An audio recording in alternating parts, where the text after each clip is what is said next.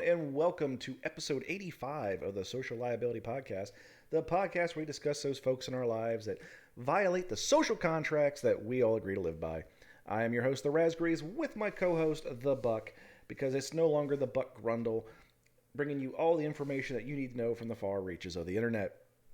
And it's no longer the Buck Grundle because of Call of Duty. That's my understanding. That is correct. I came to two realizations at the same time because of Call of Duty. One is that I will never try to play Call of Duty ever again. People with my level of fine motor prowess should not enter into that arena. But also, while trying to enter my name for like my gamer handle, because I'm Buck Rundle, man. Nobody ever picks that. So either way, like I totally knew nobody was gonna have it. But it flagged me for obscene and offensive language, and I was like, no. I was like, this has never happened. Like I can play Candy Crush as Buck Rundle, but I can't play Call of Duty as Buck Rundle. Like, what the shit is this? So then it was like, well, we suggest these names, and it was like 15 billion numbers and like Buck.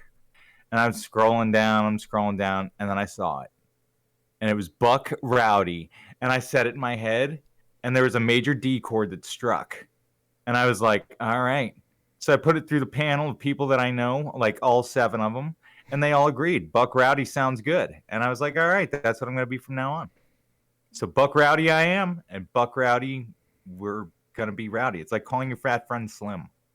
Well, and it's only going to create more problems for me because when next time he decides to put out a single video, because I'm the one that edits them, I've got to change all the freaking opening graphics and all the layovers and everything else. Hey, Oh, man, you know what? The price for awesome is sweat equity. I'm sorry, dude. And I'm handicapped, so you have to do it for me. oh I no! mean, See, like, it no, works no, no, out no, no, great. no. I do not prescribe to your little cripple card game. Okay, I'll call you whatever the hell I want to call you. I will push your freaking wheelchair into traffic if it makes me laugh. I know you will. That's why I love you and why we hang out. Well, folks, this week it's a little bit shorter of an episode. We're gonna try something new. So let us know if you like this shorter format. This week's episode is entitled "Law Enforcement Liabilities." So guess what? Now we get to have all this hate mail coming in saying we're anti-cop. We're both retired law enforcement. Well, Buck's retired law Yeah. enforcement. I'm former law enforcement. So we're gonna play the law enforcement card. But in this particular case, Buck, we're going to start with a story from the Washington Post, and I'm sure you've seen this everywhere this week. Judge shames 72-year-old cancer patient too weak to tend to his lawn. This is actually, where the heck is this at? Where was this? Detroit. Uh, in the 3 years since he was diagnosed with cancer, Burhan Crowdhurry, Crowdhurry, Crowdhurry. Let's go with that. We're going to call him Burhan from here on out. Has had a difficult time maintaining his yard and keeping his property in suburban Detroit in good shape. At a recent Michigan State Court appearance over Zoom, the 72-year-old man struggled to breathe as he explained to the judge that he was very weak and unable to clean up the grass that had overtaken his property over the summer. But 31st District Judge Alexis G. Crott had no sympathy for Crowdery. Instead, she shamed the cancer patient for the neighborhood blight in Hamtramck, I can't pronounce this shit, Buck. Why you give me this stuff? Michigan, and told him the punishment she wished she could give him. This is horrible. This is absolutely horrible. You should be ashamed of yourself, Crott said on Monday. If I could give you jail time on this, I would. After issuing Crowdhurry a $100 fine for failing to keep his home maintenance, Crott called the amount of grass on his sidewalks totally inappropriate. When Crowdhurry reiterated that he was very sick, Crott said his inability to keep up with his property is inexcusable. The neighbors should not have to look at that. You should be ashamed of yourself. Wow. A video of the court exchange was shared on social media with many critics blasting the judge for how she handled what should have been a routine hearing, along with the should be here. Dude, jeez. Who it was the man's son, who joined his father for the court hearing this week. The way she said that my father should serve jail time for this thing really bugged me. The Washington wrote on Wednesday that he was quoted as saying, "I was really shocked by it. I didn't expect her to yell at us for this kind of situation." Crott did not immediately return a request for comment on Wednesday. Her role as a judge forbids her from commenting on the case, according to WDIV. Burhan and his family first came to the United States from Bangladesh in 2010, eventually settling in Michigan in 2014 with his son. They brought their current home. They bought their current home, and it's located about 6 miles from downtown Detroit in 2016. The family was devastated when Crowderry was diagnosed with cancer in his lymph nodes in February of 2019. His son told the Post. Uh, the son said that his health has been deteriorating, not just from the cancer, but from also a heart issue and high blood pressure. His mother also faces health issues after she fell down the stairs, hurting her back. It's been difficult. Adding that cancer treatments have affected his father's mobility. The son said his mother was diligent in cleaning the yard since the cancer diagnosis. The family faces challenges when the son traveled to Bangladesh for 3 months last year. With his parents unable to keep up with the maintenance, the grass and weeds grew out of control in front and on the side of the house. When the son returned home, the father informed him there had been a ticket on August 2nd, and what Crott later described as failing to keep the fence, walkway, sidewalk, or alley free of tree and leaves or other items. It was a chain reaction. The neighbors probably complained and took a picture, and that was sent up to the city. The family cleaned up the property soon after, but Burhan still had to make a court appearance to see whether he'd have to pay a fine. The father did not know anything about Crott, who was appointed to the bench by then Governor Rick Snyder in 2016. She was reelected to the nonpartisan position in 2020 after running unopposed. Around 2:45 p.m., Crott called on Calhurry's case. Even though English is not his first language, Crowderry introduced himself, explained he was a cancer patient who had become too weak to maintain his own property. Then the judge pulled up a photo of Crowderry's home and expressed her disgust. "You have got to get this cleaned up," she told him. After his father was ordered to pay the $100 fine by February 1st, the son asked the judge whether she understood his father was suffering from cancer. Crott answered his question with another question: "Have you seen that photo?" Toward the end of the exchange, the son was heard saying, "Oh my God." The son said his father didn't understand everything that was said, but the judge's message was clear to him. "She was telling my father, a sick person, that he should go to jail. That's ridiculous. You can't give a 72-year-old person jail time for not cleaning an alley." Clips of the exchange have been viewed thousands of times on social media as critics have defended uh, Burhan and derided Kraut as a very rude and unprofessional person. "I believe you don't even deserve to sit in that chair," one person wrote on Facebook. The son said he plans to pay the fine for his father in the coming days. He reiterated the home is in good shape now and has been for the last few months. The son is also taken aback by the online support offered to his father over this interaction with the judge. People understand that a situation like this can help with someone who is old or sick. "I really am thankful to our city who have supported us and letting us know they are beside us." What do you think, Buck? Wow. That kind of hits home for me in a little. That that you know, I people who are terminally and chronically ill have been robbed of a lot of facets of life, and regardless of how soon the end comes, the end is coming. And along with that comes a very big decrease in physical ability. Um, and that varies in wide degrees. Some people, whatever, will just breeze over that and just it's a fact. That being said, as a chronically ill person, not terminally ill like this gentleman, but just we're in the same kind of boat. I don't expect, and I doubt that this man is one that expects pity either. Like nobody owes us anything. So, whatever.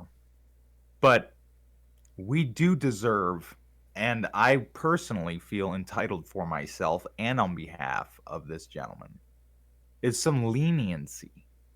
You know, like, okay, like, obviously, dude, situation's not that great. We'll just kind of look over this.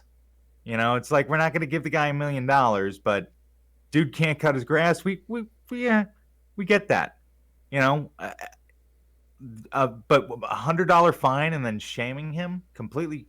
Like, I understand, again, not garnishing pity, but come on, like, there needs to be like some leniency due to the situation. You know, could his son could have cut it? Yeah, probably his son could have. I don't even know Hold where on. his son. So hold on there, Buck. Therein lies one of the biggest parts of this. A lot of people are glazing over. Is the son actually had been taking care of the lawn, but he had to leave the country for 3 months to go back to Bangladesh. And when he did, Yeah, his mother had fallen down the stairs, so she was unable to do it. The father can't do it, so that's when the fine occurred. So you have a situation where it was actually being handled, and then all of a sudden, things happen, and it wasn't. So what I don't understand in this is it's not a huge issue.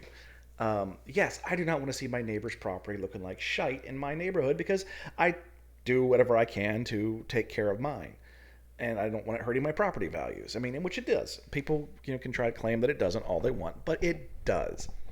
So, but here's the whole thing. One, it's a really for a grass fine that is really low. That is incredibly low. I know in the city that I live and work in, our code enforcement officer, very nice woman, uh, she will do everything in her power not to fine somebody. But when she finally has to get to that point where she does have to issue a citation, it's $580. So $100, really low. But this hearing should have been, we're calling this case. This is for this. Here's a picture of it. How do you plead? Guilty, not guilty. Okay. Do you wish to say anything to the court? And he says his piece about having been a cancer patient. She was okay. Well, I'm still going to find you guilty, and I'm going to assess the fine of $100. Or she'll say, we'll find you guilty or not guilty, and not assess the fine. She has that capability to do so, especially when they've already shown that the lawn's been repaired since then. It's in acceptable shape now. But instead, no, I'm going to say you should be in jail.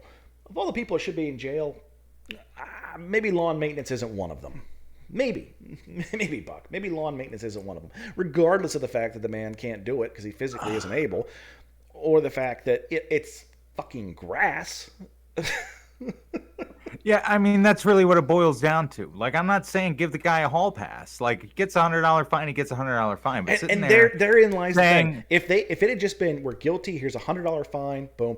We never. Yeah, okay, whatever. Son pays it. it would have never hit it. That's it. Yeah, it would have never made it here. The moment you sit up there with the tool of your office and make a horse's ass of yourself, that's when it went off the rails. And the Right. fact that she's a political appointee and then ran unopposed, so she's never actually been elected to shit. Right. It's just, And I dare say chances are pretty solid that she's not going to be reelected. yeah. Yeah, if it were up to me and nobody ran, I'd just be like, we just won't have a judge here. Obviously, nobody wants to do it. So Well, I it's think just in this particular instance, we're going to rate two different sets. We're going to rate the court, and we're going to rate the family, not the old man, but the family as a whole. Buck, how do you feel? okay.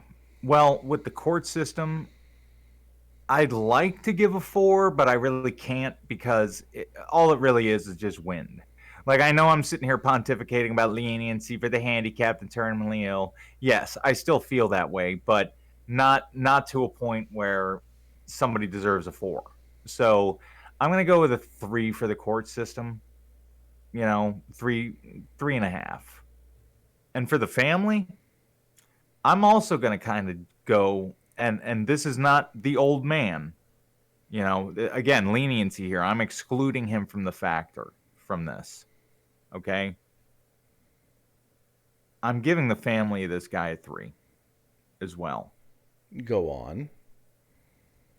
Because, you know, a big part of being with a handicapped person, like, and I understand emergencies happen. You got to leave the country. You got to go take care of shit out of country. But you know what? You're leaving your sick father and mother who do not ever have to take care of these things because you do them. Okay. Whether it's for money out of the goodness of your heart, free room and board, whatever the range, you take care of these things and you have agreed to take care of them. When you leave, you don't leave your responsibilities behind either.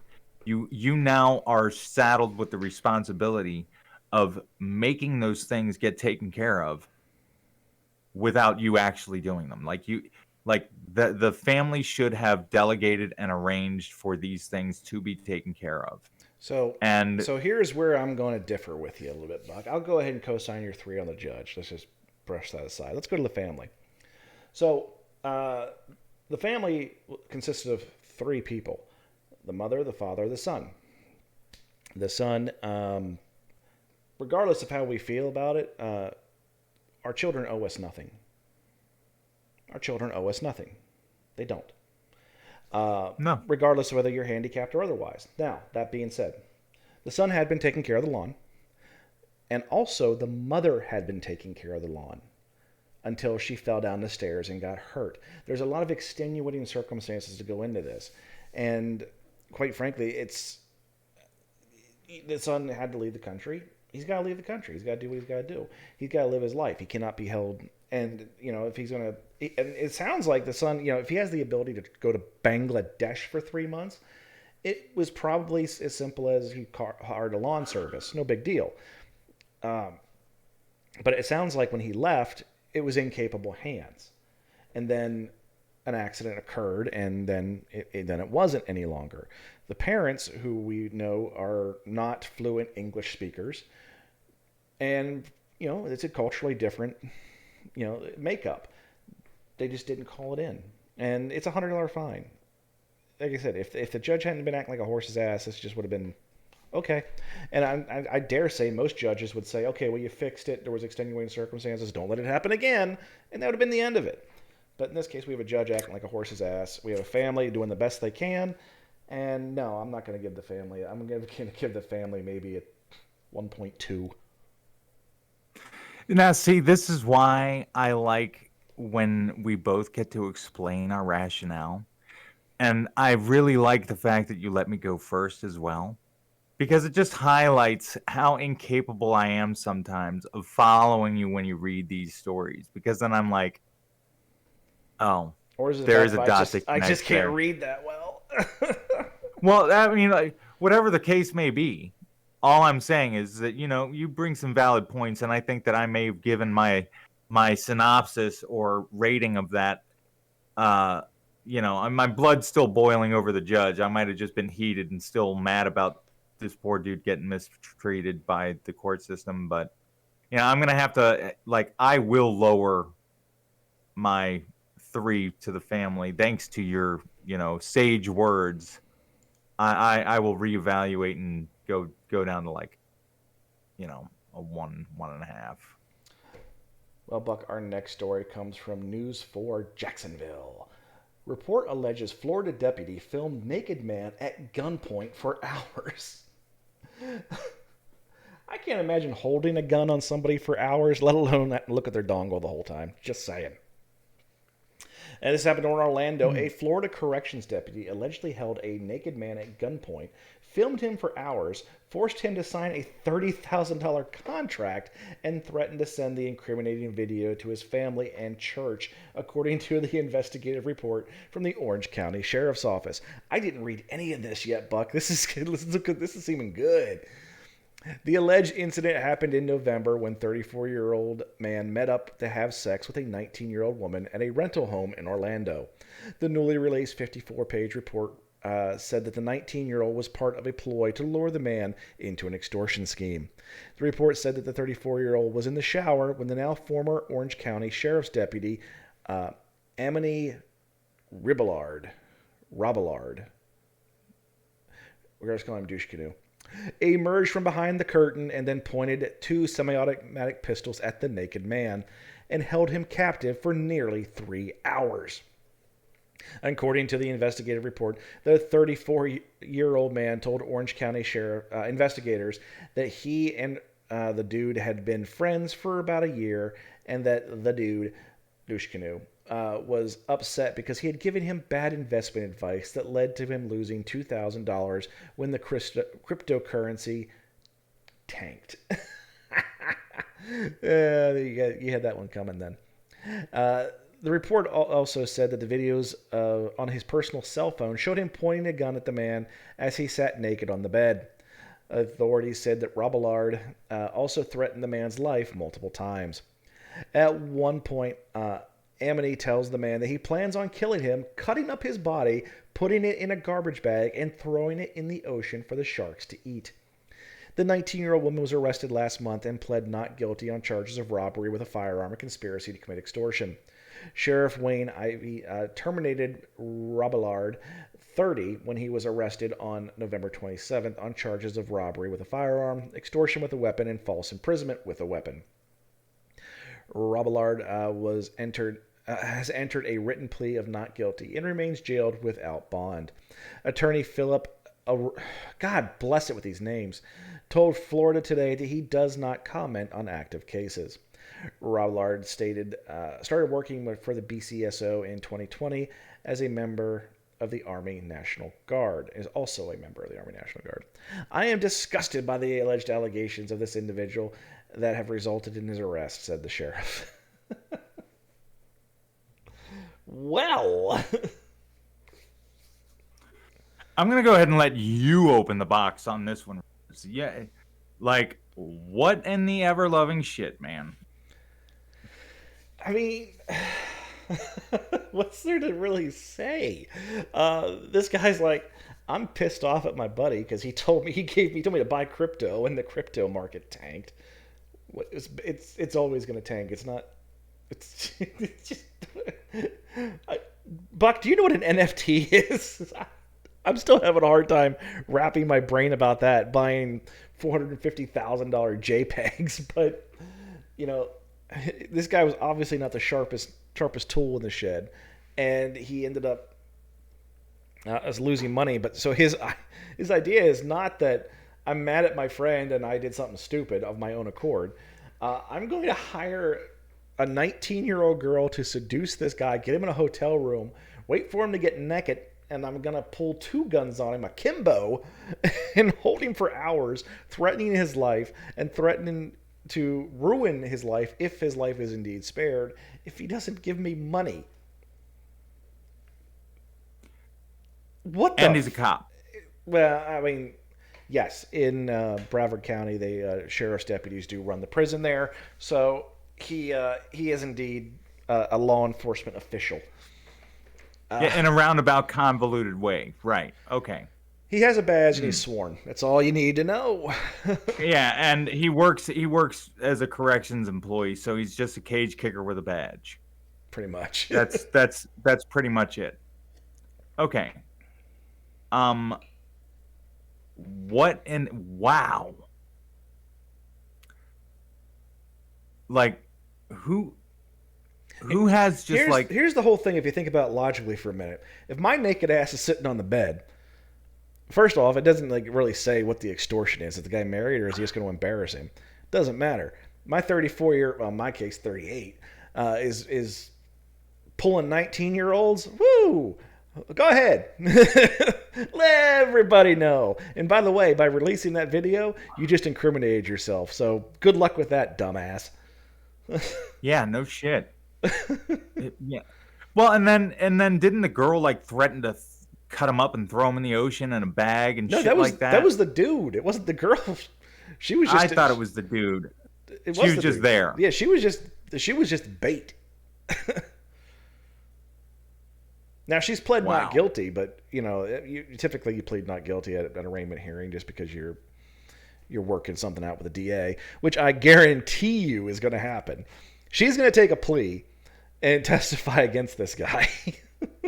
Right. And rightfully so. I mean, like, come on. What kind of all the, like you said, man, what kind of all the dickhead plans to get angry at your buddy? Like, It's nah, a kid plan. It doesn't make sense. It doesn't work. no. Like, where's the extortion? I wish we could see a diorama or like actually see like the planning page behind this heist. Oh, this dude had You know, This like, dude had red string on the wall for sure. oh, it's just like, what fucking movies is this guy watching? Like, he's a real cop. Why? Nah, he's not a real cop. Never mind. That's why he's doing this. No, no, no, no, no. We worked with people who have dreams of grandeur before, and this dude, he got pissed off. He watched a movie. He's like, I have a very limited scope of authority, but could still orchestrate something like this, just in a much smaller scale. I think it might work. Goes, gets a 19-year-old, gives her some, drugs, maybe, a couple of bucks, whatever, whatever.